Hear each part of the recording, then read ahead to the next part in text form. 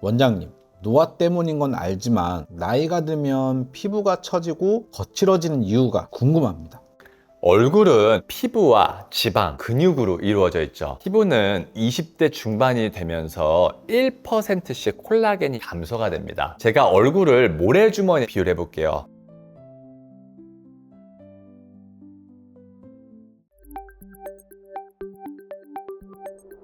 모래의 헝겊은 피부, 안에 있는 모래는 지방. 나이가 들수록 모래 헝겊이 점점 흐물흐물해지는 거예요. 왜? 콜라겐이 점점 감소가 되기 때문에. 젊었을 때는 모래 주머니에 모래 헝겊도 짱짱했는데 모래 헝겊이 피부였죠. 흐물흐물해지고 중력에 의해서 계속 모래가 아래쪽으로 힘을 받으니까 어떻게 될까요? 모래 주머니가 피부의 아래 방향으로 처질 수밖에 없겠죠. 여기에 추가해서 나이가 들수록 얼굴 뼈의 구조가 변합니다. 구강 구조 주변의 뼈는 좀 볼륨이 작아지고 눈 주위 구멍은 좀 넓어지는 등 뼈의 구조도 변하기 때문에 점점점 처지고 안에 골격을 잃었던 뼈의 구조가 작아지니까 겉면에 있던 조직들이 지지할 수 있는 지지체들도 작아지니까 더 처질 수가 있겠죠.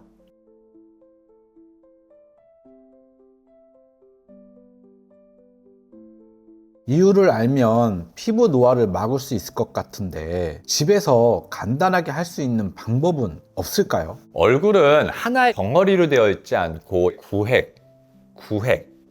구획별로 나눠져 있습니다. 구획 내에서 처지는 현상이 생기는 거니까 앞광대가 팔자주름 위쪽으로 해서 이 부위가 처지면 눈밑은 꺼져 보이고 팔자주름은 더 깊어 보일 수가 있겠죠. 시술이 아닌 방법으로는 어떻게 조직이 처지면서 꺼지는 부분을 높일 수가 있을까요? 나이가 들어도 크기가 증가할 수 있는 조직이 있습니다. 뭐죠? 바로 근육입니다. 근육은 나이가 들어도 정확한 부위를 잘 키워준다면 처지면서 어쩔 수 없이 꺼지는 부분의 볼륨을 근육으로 좀 보충을 해줄 수가 있습니다. 일단 얼굴을 크게 상안면, 중안면, 하안면으로 나눌 수 있는데 오늘 드리는 설명은 중안면 부분을 위주로 좀 말씀을 드릴게요. 얼굴의 중안면에는 윗입술을 위로 올리는 근육이 내쌍이 있습니다. 이런 식으로 내쌍이 존재하는데 콧방울의 옆쪽에서부터 입가까지 부채살처럼 존재를 하는데요. 나이가 들면서 얼굴의 중간 부위의 근육들이 힘을 잃으면서 처지게 되니까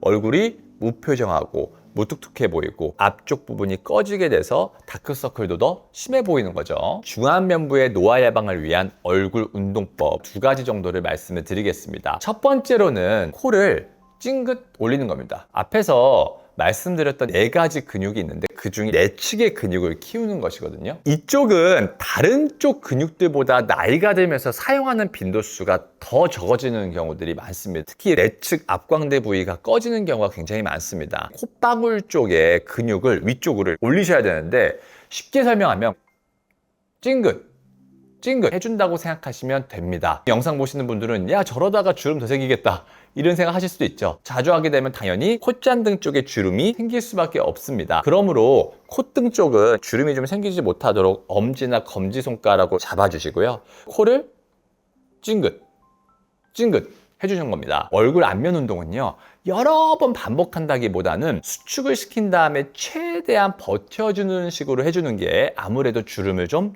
덜 생기게 하면서 근육을 키울 수 있는 방법입니다. 두 번째로는 광대 승천 운동입니다. 코 찡긋 운동을 통해서 내측 근육을 강화시켰다고 한다면 외측에 있는 3가지 근육들도 관리를 해주시는 것이 좋겠죠. 방법은 어렵지 않습니다. 광대 승천한다고 표현하는 것처럼 광대를 위로 들어 올리면서 웃는다는 느낌의 표정을 반복적으로 해주시면 됩니다. 근육 운동을 할 때 네거티브 운동이라고 해서 근육을 수축시킨 다음에 천천히 이완시키는 거 많이 하시죠. 광대를 올리고 광대가 저절로 떨어질 때까지 수초 이상 버텨주는 것이 근육 발달에 도움이 됩니다. 다만 주의해야 될 점은 코 찡긋 운동처럼 광대 승천 운동도 눈가주름이 과도하게 생길 정도로 광대를 올리시는 분들이 계신데 눈가주름에는 좀 악영향이 있을 수가 있겠죠. 광대 승천 운동을 할 때는 눈가 쪽을 양손으로 가볍게 잡고 해주신다면 눈가주름에 영향 없이 중안면 근육을 강화시킬 수가 있겠습니다. 그 다음으로는 위쪽 부분을 좀 설명드리고 싶은데요. 일반적으로는 눈매가 좀 또렷할수록 젊고 활력 있어 보입니다. 특히 노화가 진행되면 눈 뜨는 힘이 약해져서 눈을 좀 힘없이 뜨게 되는 경향이 있으므로 눈매를 좀 또렷하게 보일 수 있는 운동들을 해주는 것이 좋은데요. 이 중에 대표적인 게 바로 눈 부릅뜨기 운동입니다. 쌍꺼풀이 없는 분들이 사진 찍을 때 눈이 커져 보이려고 눈을 약간 부리부리하게 뜨는 경우들 있죠. 비슷하다고 생각하시면 됩니다. 눈을 무조건 힘을 줘서 크게 뜨려고만 하면 이마주름이 생기죠. 눈썹을 잡아준 상태에서 눈동자만 위로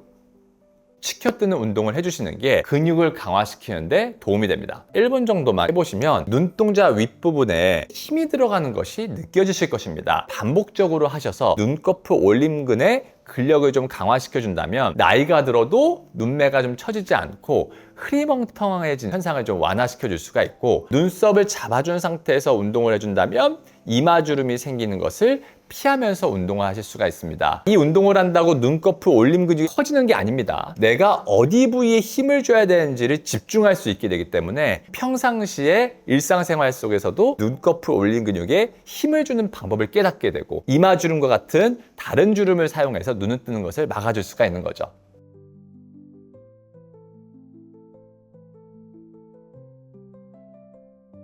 피부 노화를 막기 위해서 꼭 하지 말아라 혹은 절대 먹지 말아라 하는 것들이 있을까요? 절대 먹지 말아라 라는 표현은 조금 과격한 부분이 있고요. 절대 먹으면 안 되는 것들은 식품이라고 표현을 안 하죠. 섭취를 줄이거나 주기적인 섭취를 피하는 게 좋은 음식들이라고 표현을 해보겠습니다. 첫 번째로는 사탕이나 초콜릿, 탄산음료와 같은 저영양 고당분 음식들이 있습니다. 두 번째로는 튀긴 음식이 있고요. 세 번째로는 과자 같은 트랜스 지방이 좀 과하게 들어가 있는 음식들. 네 번째로는 흰빵이나 흰쌀과 같은 정제 탄수화물. 다섯 번째는 주류. 여섯 번째로는 찌개와 같은 과도하게 염분이 많은 음식 등이 있을 수가 있습니다. 흰설탕이나 액상, 과당 등이 들어간 고당분 성분을 왜 피해야 하냐면, 고당분 음식들은 우리 몸에서 당화 현상이라는 것을 일으킵니다. 우리 몸에 있는 단백질이나 지방과 혈액 속의 포도당 같은 당이 결합하게 되는 비효소적인 화학 반응인데요. 반응이 일어나면 당화 물질이라는 화합물을 생성하게 됩니다. 이 과정은 우리 몸에서 자연스럽게 발생하지만 혈당이 높은 상태가 계속 지속이 되면 반응이 좀 과도하게 일어나게 되고, 당화 물질, 몸의 축적이 좀 되면서 신체 조직 기능을 저하시키고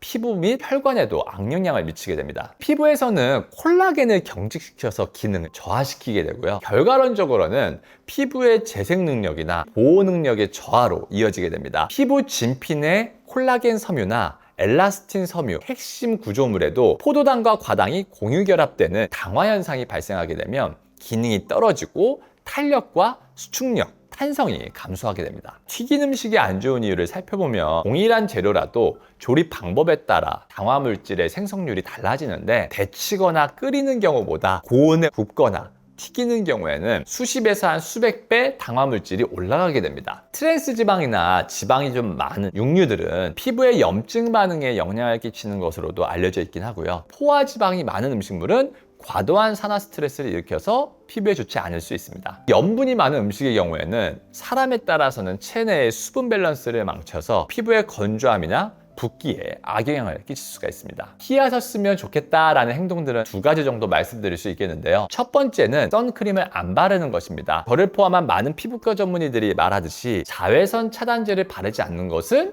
피부 노화에 큰 악영향을 미치게 됩니다. 인터넷이나 커뮤니티의 글을 보면은 옛날 방송 자료화면들로 90년대의 30대와 2024년도에 30대 분들의 얼굴 비교하는 글들을 보실 수가 있는데, 수면, 위생, 생활습관, 다양한 원인이 있겠지만 그래도 선크림의 보급 큰 영향을 끼친다고 볼 수가 있습니다. 선크림을 바르지 않으면 UVA나 UVB가 피부 깊숙이 침투를 해서 콜라겐 등을 파괴해서 피부의 탄력을 저하시키면서 광노화 현상을 유발할 수가 있습니다. 단순히 탄력 저하에서 끝나는 게 아니라 잔주름이나 깊은 주름의 생성에 관여를 하는 부분입니다. 지속적으로 자외선에 노출이 된다면 피부 세포의 DNA가 손상돼서 피부암 발생 확률이 크게 증가하는 것으로 알려져 있습니다. 대표적으로는 기저세포암이나 평평세포암, 흑색종과 같은 다양한 형태의 피부암이 자외선과 연관이 되어 있고요. 두 번째로는 흡연입니다. 피부와 관련된 부분만 언급을 간단하게 해보자면 혈액 내에 일산화탄소 비율이 늘어나서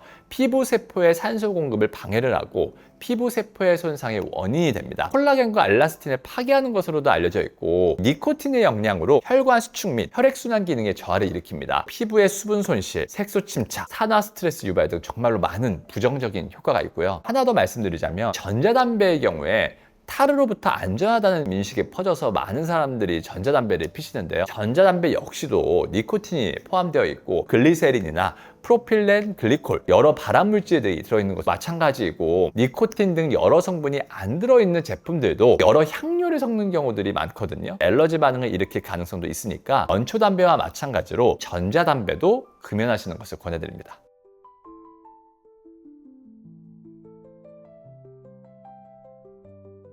오늘 알려드린 내용을 정리해보자면 피부 노화가 신경이 쓰이시고 돈을 안 들이고 증상을 완화시키고 싶으시다면 얼굴 운동을 해주시고 몸에 안 좋은 식품이나 금연을 권해드리면서 자외선 차단제를 바르시는 것이 자연스럽고 완만한 노화 도움이 된다는 부분을 잊지 말아주셨으면 합니다.